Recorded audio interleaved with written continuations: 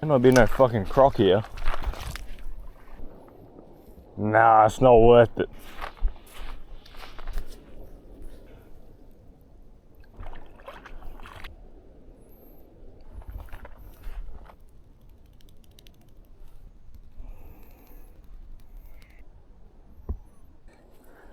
Fucking snap. I'm the fucking FG master. 10 pound and I've got like 6 kilos of drag on it. Oh, my reel is getting quite hot actually. Alright, break it off. I've got to be the FG master. FG still intact. 10 pound braid, 20 pound mono leader. Palomar knot to the lure, and it looks like the mono broke clean. Not even on the Palomar knot.